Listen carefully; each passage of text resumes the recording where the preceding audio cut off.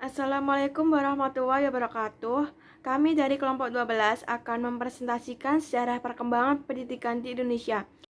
Perkenalkan, nama saya Devia Kekandinda. Saya akan menjelaskan sejarah pendidikan di Indonesia. Pendidikan dan sejarah atau sejarah dan pendidikan tidak dapat dilepaskan satu sama lain karena kedua-duanya mempunyai nilai guna atau user value intrinsik yang sama. Pendidikan sejarah berguna bagi manusia agar mampu belajar dari pengalaman, di mana kebijakan dan kearifan masa kini terbentuk. Sedangkan dari sejarah pendidikan, manusia memperoleh guna manfaat belajar tentang bagaimana memaknai pendidikan di masa kini sebagai proses akumulasi pendidikan di masa lalu dan mengambil keputusan dalam upaya menentukan kebijakan pendidikan yang lebih baik di masa kini dan bagi kebaikan di masa depan. Sejarah pendidikan dibagi menjadi dua, yaitu satu, sejarah pendidikan sebelum kemerdekaan atau prasejarah. Di antaranya yaitu pendidikan di masa Hindu-Buddha, pendidikan Islam, pendidikan pada zaman VOC, pendidikan pada zaman kolonial Belanda, dan masa kedudukan Jepang. 2. Sejarah pendidikan sesudah kemerdekaan. Di antaranya yaitu pendidikan masa Orde Baru, pendidikan pada masa Orde Lama, dan pendidikan pada masa Reformasi. Sejarah pendidikan sebelum kemerdekaan atau prasejarah. 1. Pendidikan Hindu-Buddha. Pada periode awal perkembangannya, agama Hindu-Buddha di Nusantara, sistem pendidikan sepenuhnya bermuatan keagamaan yang dilaksanakan di biara-biara atau padepokan. Pada perkembangan selanjutnya, muatan pendidikan tidak hanya keagamaan, melainkan ilmu pengetahuan yang meliputi sastra, bahasa, filsafat, ilmu pengetahuan, tata negara, dan hukum. 2. Pendidikan Islam. Kehadiran mereka mula-mula terjalin melalui kontak teratur dengan para pedagang asal Sumatera dan Jawa. Ajaran Islam mula-mula berkembang di kawasan pesisir. Sementara di pedalaman, agama Hindu masih kuat. Agama Islam di masa prakolonial dalam bentuk pendidikan di surau pesantren dan di madrasah. 3. Pendidikan pada zaman VOC. Mula-mula, VOC masuk Indonesia untuk tujuan dagang dan mencari rempah-rempah. Misi dagang tersebut kemudian diikuti oleh misi penyebaran agama, terutama dilakukan dengan mendirikan sekolah-sekolah dengan dilengkapi asrama untuk siswa. Pada abad ke-16, VOC mendirikan sekolah di pulau-pulau, antara lain di Ambon, Bandar, Lontar, dan Sangihe Talaut. 4. Pendidikan pada masa kolonial Belanda.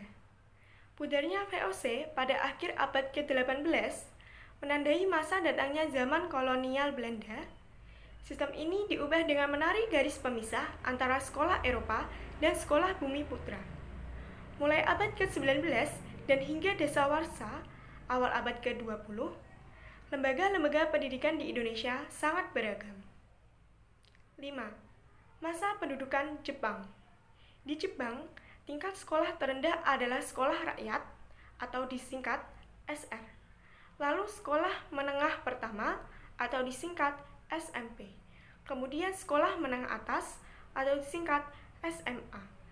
Pendidikan Jepang mendirikan sekolah tinggi kedokteran atau Ika Daigakko dan sekolah tinggi teknik di Bandung.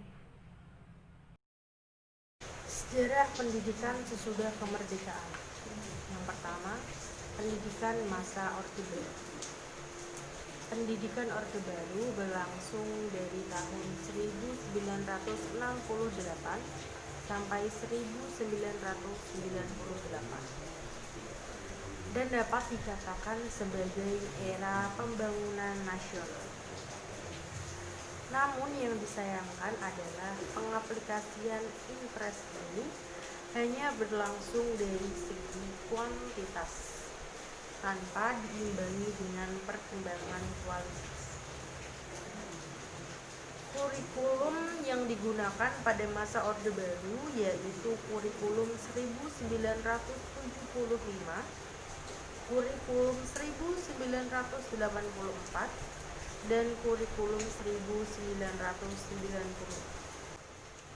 Yang kedua, pendidikan pada masa Orde Lama.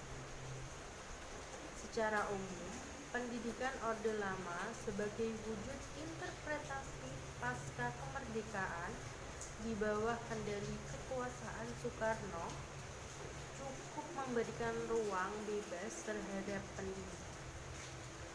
Tidak ada halangan ekonomis yang merintangi seseorang untuk belajar di sekolah karena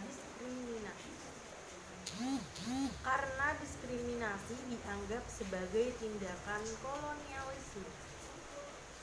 Pada saat inilah merupakan suatu era di mana setiap orang merasa bahwa dirinya sejajar dengan orang lain, serta setiap orang memiliki hak untuk mendapatkan pendidikan. Pada era Orde Lama dibagi menjadi dua kurikulum, yaitu ada kurikulum rentan tahun 1945